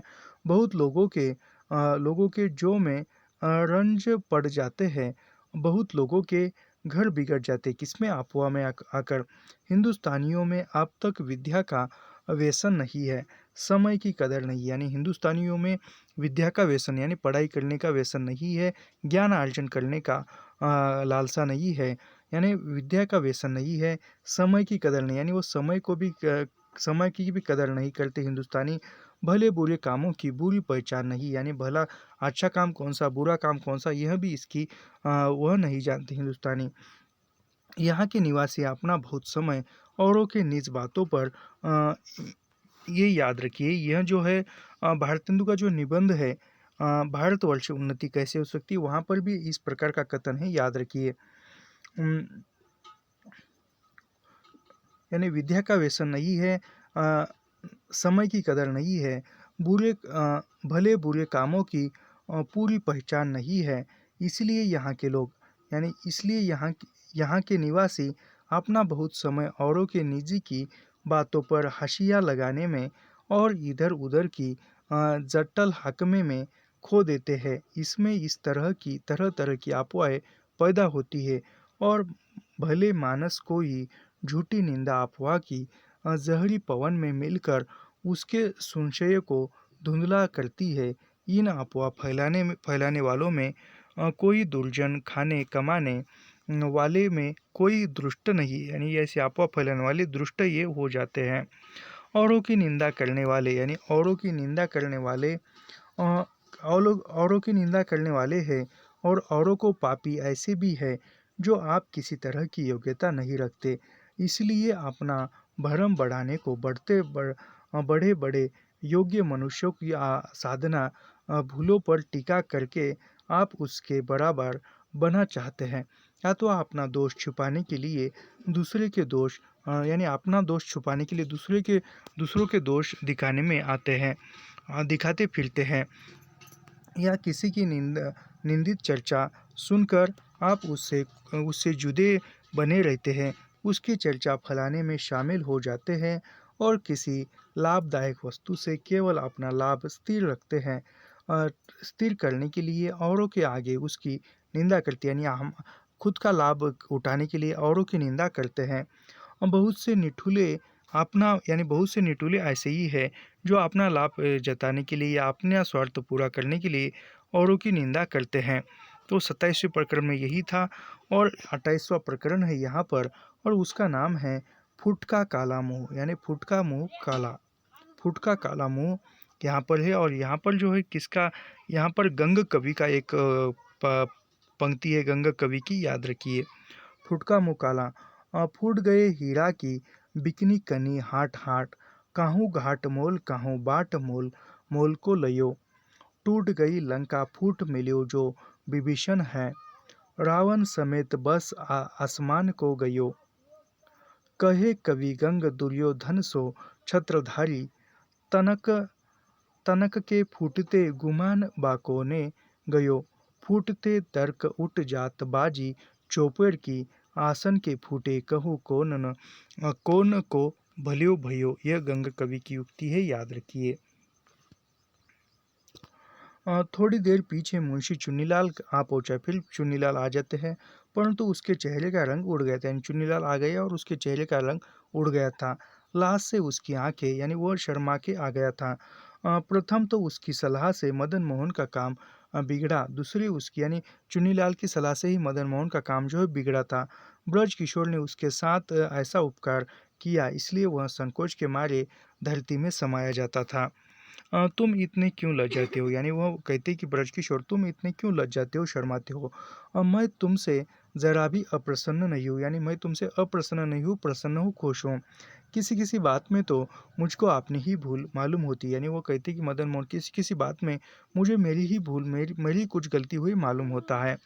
लाला मदन मोहन की हर एक बात पर हद से ज़्यादा जिद करने लगता था, परंतु मेरी वह जिद अनुचित थी। हर एक मनुष्य अपने विचार का आप धनी है। यानी हर एक मनुष्य खुद के विचारों पर खुद का धनी होता है। कि आगे को ऐसी सूरत न हो और हम सब एक चित्त होकर रहे। यानी हम सब जो है एक चित्त होकर रहे। तुमको इस समय सलाह के लिए नहीं बुलाया। इस विषय में तो जब तुम्हारी तरफ से चाहना मालूम होगी, देखा जाएगा। यानी मैंने तुम्हें सलाह देने के लिए नहीं बुलाया। लाला ब्रजकिशोर कहने लगे, इस समय तो मुझको तुमसे हीरालाल की नौकरी बाबत सलाह करनी। यानी इस समय मैंने तुम्हें मेरे स्थिति के बारे में सलाह देने के लिए नहीं बुलाया, लेकिन जो हीरालाल की नौकरी के बारे में सलाह करने के लिए बुलाया है, यह बहुत दिनों से खाली है। और मुझको अपने यहाँ इस समय एक मुरीम की ज़रूरत मालूम होती है। तुम कहो तो इन्हें रख लूँ। यानी तुम कहो तो हीरालाल को मैं मुनीम के इस पर रख लूँ। इसमें मुझसे क्या पूछते हैं? इसके लिए आप मालिक है। मुंशी चुन्नीलाल कहने, यानी चुन्नीलाल कहता है कि मुझे क्या पूछते हो, इसके लिए तुम तो आप ही मालिक हो। लगा, मेरी तो इतनी ही प्रार्थना है कि आप मेरी मूर्खता पर दृष्टि न करें। यानी चुन्नीलाल कहता है कि आप मेरी मूर्खता पर दृष्टि, यानी मैंने जो भी मूर्खता की है उस पर आप दृष्टि न डालें। अपने बड़प्पन का विचार रखें। पहली बातों के याद रख करने से मुझको अत्यंत लज्जा आती है। आपने इस समय लाला हीरालाल को नौकर रखकर मुझे मात कर दिया। यानी लाला हीरालाल को नौकर पर रखकर मुझे आपने मात कर दिया, यानी लज्जा दिया। और मैं तुमको लज्जित करने के लिए यह बात नहीं करता। मैंने अपने मन का निज भाव तुमको इसलिए समझा दिया है कि तुम मुझे अपना शत्रु न समझो। यानी तुम मुझे अपना शत्रु न समझो, इसलिए मैंने अ, उसको तुम्हारे भाई को नौकरी के लिए रखने के लिए कहा है। लाला ब्रजकिशोर कहने लगे, हिंदुस्तान के सत्यानाश की जड़ प्रारंभ से यही फूट रही है। यानी हिंदुस्तान की जो सत्यानाश की जड़ यही से फूट रही है। कारण कौरव पांडवों का घोर युद्ध है। यानी किसी कारण जो है कौरव पांडवों का युद्ध हुआ। क्यों हुआ? क्योंकि उसके पास के ही व्यक्ति ने उसके साथ दगाबाजी की थी। इसी के कारण नंद वंश की जड़ उजड़ी। पृथ्वीराज और जयचंद की फूट से हिंदुस्तान में मुसलमानों का राज आया। मुसलमानों का राज भी अंत में इसी फूट के कारण चला गया।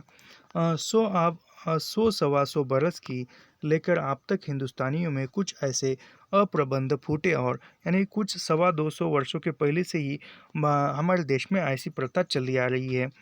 बंगाल के सूबेदार सिराजुद्दौला, यानी बंगाल के सूबेदार जो है उसका नाम क्या है, तो सिराजुद्दौला है, से अधिकार छीनने के लिए उसके बख्शी मीर जाफर और दीवान राय जुल्लब आदि ने कंपनी को दक्षिण कालपी तक की जमींदारी, 1 करोड़ रुपए नगद, और कलकत्ते के अंग्रेज़ों को 50 लाख, फौज को 50 लाख, और दोनों, यानी जो जहाँ तक भी भारत में अंग्रेज़ों ने राज्य किया, वह उनके यहाँ के राज्यों के ही लोगों ने उनको सपोर्ट किया था। इसी तरह ये हो गया, ऐसा वह कह रहे हैं।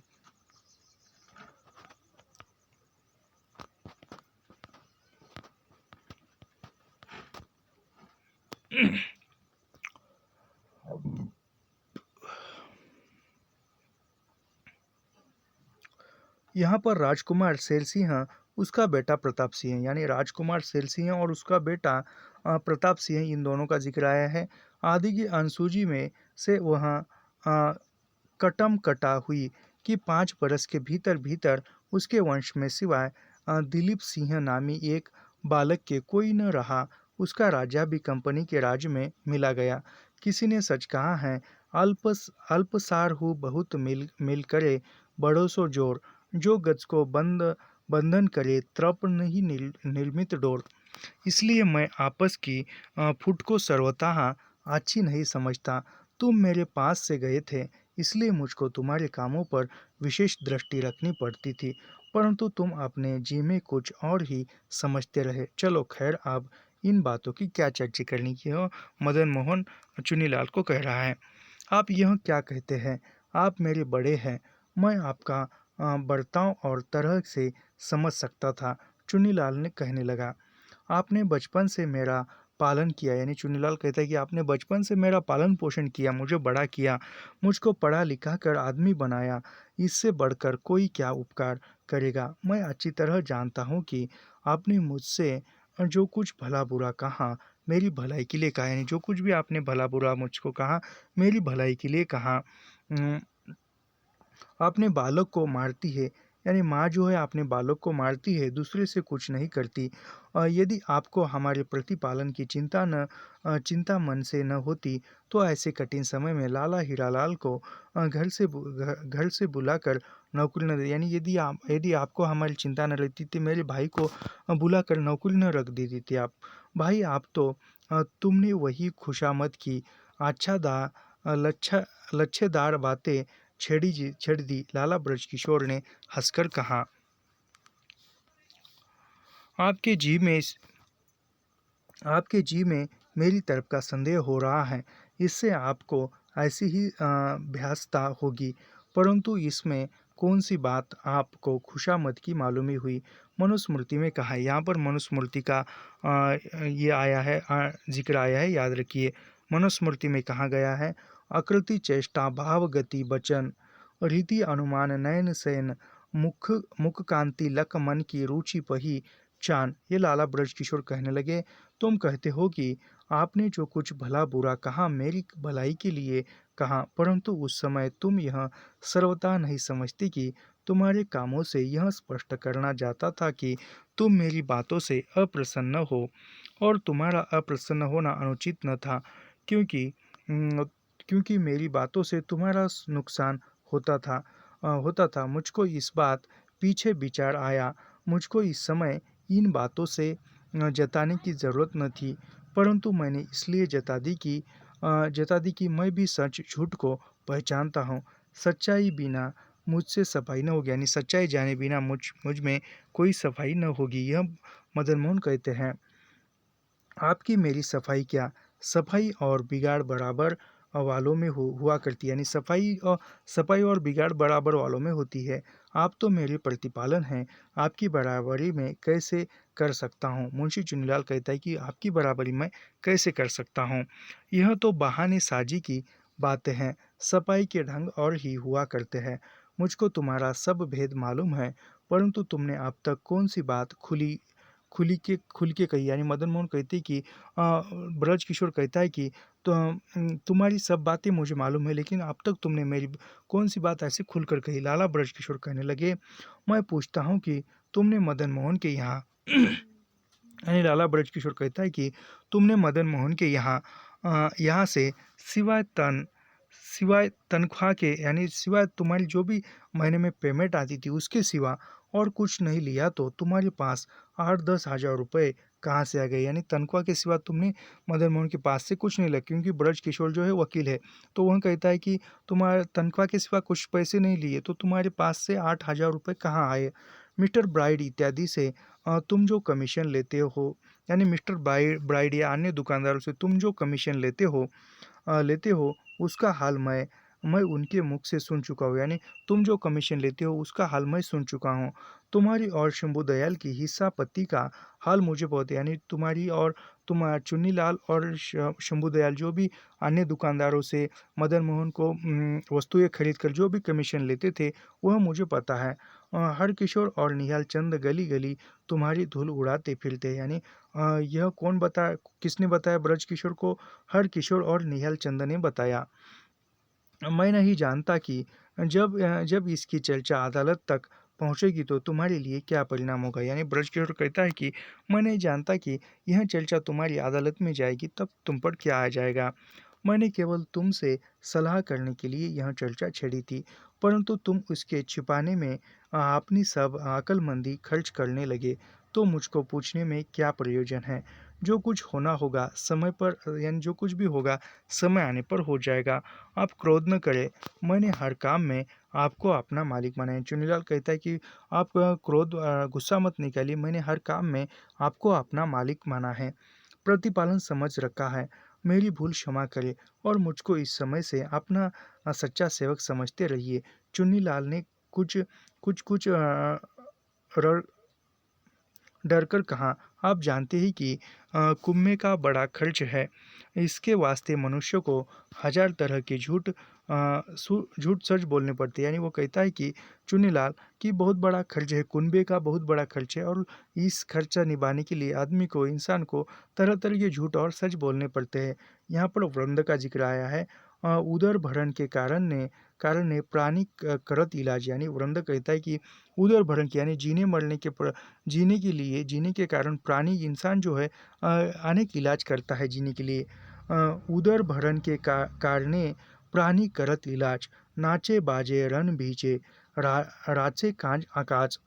संसार की यह रीति है। प्रसंग रत्नावली में लिखा है, यानी प्रसंग रत्नावली में लिखा है कि ज्ञान वृंद तप वृद्ध अरु भय के वृद्ध सुजान, धन धनवानन के द्वार को सेवे भ्रत समान। लाला ब्रजकिशोर कहने लगे, तुमको मेरी एकाएक राय पलटने का आश्चर्य होगा, यानी मेरी एकाएक राय पलटने का आश्चर्य होगा, परंतु आश्चर्य न करो, यानी परंतु तुम आश्चर्य न करो। तरह शतरंज में एक एक चाल चलने से बाकी का नक्शा पलटता जाता है। यानी शतरंज में जो है, शतरंज के खेल में एक एक चाल चलने से बाकी का जो भी नक्शा है वह पलट जाता है। इसी तरह संसार में हर एक बात में, यानी इसी तरह संसार में भी हर एक बात करने से कामकाज की रीति भांति बदली रहती है। अब तक यह समझाता था कि मुझको मदन मोहन से अवश्य इंसाफ मिलेगा, परंतु वह समय निकल गया। अब मैं फ़ायदा उठाऊंगा। मदन मोहन को फ़ायदा पहुंचाना सहज नहीं। मेरा हाल तुम अच्छी तरह जानते हो। केवल अपनी हिम्मत के सहारे सब तरह का दुख झेल रहा हूँ, परंतु मेरे तर्क काम को मुझको जरा भी नहीं भरने देते। कहते हैं कि अत्यंत विपत्ति काल में महर्षि विश्वामित्रा ने भी चंडाल के घर से कुत्ते का मांस चुराया। यानी ये याद रखिए, तो विपत्ति काल में, अति विपत्ति काल में महर्षि विश्वामित्रा ने भी चंडाल के घर से कुत्ते का मांस चुराया था। फिर मैं क्या करूं, क्या न करूं, कुछ बुद्धि काम न करती। फिर मैं क्या करूं, कुछ काम न करूं। उसको, मदन मोहन को तो संकट से बाहर निकालना है, तो यह मुझे सूझा। समय बीते पीछे आप इन सब बातों की याद करते हैं। आप तो जो होना था हो चुका। आप पहले इन बातों को विचार करते तो केवल आपको ही नहीं, आपके कारण हम लोगों को भी बहुत फायदा हो जाता। आपने पहले फायदे के लिए जो वृत्ताखेद करते हो। लाला ब्रजकिशोर हंसकर जवाब दिया, यानी ब्रजकिशोर हंस रहे और जवाब देते हैं, अलबत्ता मैं मदन मोहन से साफ जवाब पाए बिना कुछ नहीं कर सकता, क्योंकि मुझको प्रतिज्ञा भंग करना मंजूर न था। क्या तुमको मेरी तरफ से आप तक कुछ संदेह है? ब्रजकिशोर चुनीलाल से कहता है, जी नहीं, आपकी तरफ का तो मुझको कोई संदेह नहीं है, परंतु इतना ही विचार है कि खल में से तेल आप किस तरह निकालेंगे, यानी कल आप खल में से तेल किस तरह निकालेंगे? ये चुन्नीलाल कहता है, संदेह करके कहा, इसकी चिंता नहीं। यानी ब्रजकिशोर कहता है कि इसकी चिंता नहीं, काम के लिए लोग यह समय बहुत अच्छा समझते हैं, बहुत अच्छा। अब मैं जाता हूँ। मुंशी चुनीलाल कहते कहते रुक गए, यानी मुंशी चुनीलाल कहते कहते रुकता है कि अब मैं जाता हूँ, परंतु क्या स्पष्ट कहो। मैं जानता हूँ कि तुम्हारे मन का संदेह अब तक नहीं गया। तुम्हारी हजार बार राजी होकर हो तो तुम सफाई करो, नहीं तो न करो। अभी कुछ नहीं बिगड़ा, मेरा कौन सा काम अटक रहा है? तुम अपना नफा नुकसान समझ सकते हो। आप अप्रसन्न हो, मुझको आप पर पूरा भरोसा है। इस कठिन समय में केवल आप अपने निस्तार का आधार समझते हो। मेरी लायकी नालायकी मेरे कामों से आपको मालूम हो जाएगी, परंतु मेरी इतनी ही विनती है कि आप भी ज़रा नरम ही रहे। इनको बातों में बढ़ावा देकर इनसे सब तरह का काम ले सकते हैं। परंतु एतराज़ करने से यह चिढ़ जाते हैं। कल के झगड़े के कारण आज के तगाज़ों का संदेह इनको आप पर हुआ है, परंतु अब मैं जाते ही मिटा दूंगा। मुंशी चुन्नीलाल ने बात पलटकर कहा और उठकर जाने लगा। अ, तुम किया चाहोगे तो सफाई होगी, यानी तुम करना चाहोगे तो सफाई होगी कौन कठिन। और यानी वृंदा कहता है कि तुम किया चाहोगे तो सफाई होगी कौन कठिन, यानी करना चाहो तो सफाई करना कौन सी कठिन बात है। प्रेरक ही तो होत कारज सिद्ध निदान, और चढ़े धनुष ना चले बिना चलाए बाण, यानी ऐसे धनुष्य पर बाण रखा और वो नहीं चलता, बिना चलाए बाण नहीं चलता, उसको चलाना पड़ता है, ये वृंद कहता है। सृजन बीच पर दुही न को कहत, हरत हरत कलहत रस करत देहरी दीप जो आंगन तक धूप, यह कहकर लाला ब्रज किशोर ने चुन्नीलाल को रुखसत किया, यानी भेज दिया।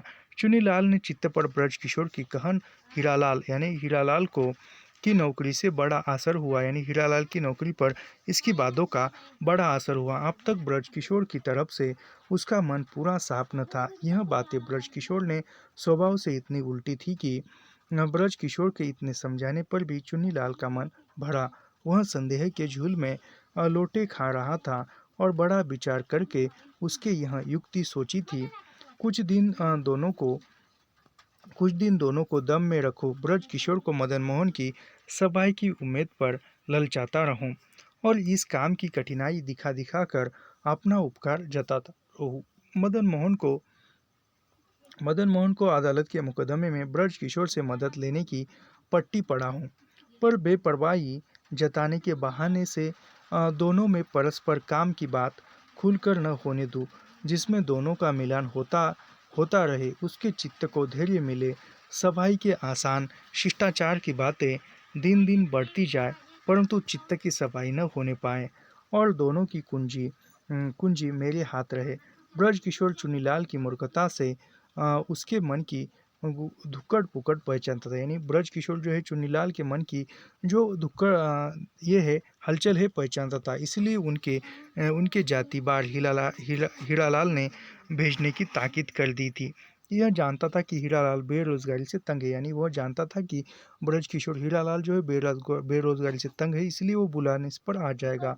वह अपने स्वार्थ से चुन्नीलाल को सच्ची सफाई के लिए विवश करेगा, यानी वह अपनी स्वार्थता पूरा करने के लिए हीरालाल चुन्नीलाल को सच्ची सफाई देने के लिए विवश करेगा। उसकी निंदा के आगे चुन्नीलाल की कुछ न चलेगी। निदान ऐसा ही हुआ। हीरालाल ने ब्रज किशोर की सावधानी दिखाकर चुन्नीलाल को बनावट के विचार से अलग रखा। ब्रज किशोर की प्रामाणिकता दिखाकर उसे ब्रज किशोर से सफाई रखने के वास्ते पक्का किया। मदन मोहन के काम बिगड़ने का सूरत बताकर आगे को ब्रज किशोर का ठिकाना बयानी वकीली चाल चलाई। इसने सलाह दी और समझाकर कहा कि एक ठिकाने पर बैठे हुए 10 ठिकाने हाथ आ सकते हैं, यानी एक ठिकाने बैठकर 10 स्थानों पर आप काम आ सकते हो। जैसे एक दिया जला हो तो उससे 10 दिए जल सकते हैं, परंतु जब यह ठिकाना जाता रहेगा तो कहीं ठिकाना न चलेगा। अदालत में मदन मोहन पर नालिश होने से चुन्नीलाल भेद खुल जाने का भय दिखाया था, यानी अदालत में जो है नालिश चलने लगी मदन मोहन पर, तो उसका भेद जो है वह खुल जाएगा। शोर से चुन्नीलाल ने सच्ची सफाई की थी, यानी इससे डर कर चुन्नीलाल ने सच्ची सफाई कही थी। हीरालाल ने अब ब्रज किशोर के साथ होकर चुन्नीलाल की चोरी साबित करने की धमकी दी और इन बातों से परवश होकर चुन्नीलाल को ब्रज किशोर से मन की सफाई करने के लिए दृढ़ प्रतिज्ञा करनी पड़ी। परंतु आज ब्रज किशोर की सफाई और सच्चाई कहाँ है। हर किशोर का कहना इस समय क्या झूठ है। इसके आचरण से इसको धर्मात्मा कौन बता सकता है। और जब ऐसे खरतल मनुष्य का अंत में यह भेद खुला तो संसार में धर्मात्मा किसको कह सकते हैं। काम क्रोध लोभ, ये महत्वपूर्ण है, पढ़ते हैं। काम क्रोध लोभ क्राम काम क्रोध लोभ मोह का बेग कौन रोक सकता है। परंतु ढेरों जिस मनुष्य के ज़िहिरी बर्ताव पर हम इतना धोखा खा गए कि सवेरे तक उसको मदन मोहन का सच्चा मित्र समझते रहे। हर जगह उसकी सावधानी, योग्यता, चित्त की सफाई और धर्म प्रवृत्ति की बढ़ाई करते रहे। उसके चित्त और कितनी बातें गुप्त होगी, यह बात सिवाय परमेश्वर के और कौन जान सकता है। और निश्चय जाने बिना हम लोगों को पक्की राय लगाने का क्या अधिकार है। तो यहाँ पर जो है 28 प्रकरण खत्म हुए और यहाँ से जो है 29वां प्रकरण प्रारंभ होता है। यह 29वां प्रकरण हम बाद में देखेंगे। आज लगभग 1.5 घंटे का क्लास हमने रिकॉर्ड किया और आपके सामने निःशुल्क दिया है। मेरा गला बैठ गया है ऐसे। तो निश्चय ही आप हमारी मेहनत को देखोगे और चैनल को सब्सक्राइब करोगे, लाइक करोगे और शेयर करोगे, यह मैं आशा रखता हूँ। और यहाँ पर रुकते हैं। धन्यवाद।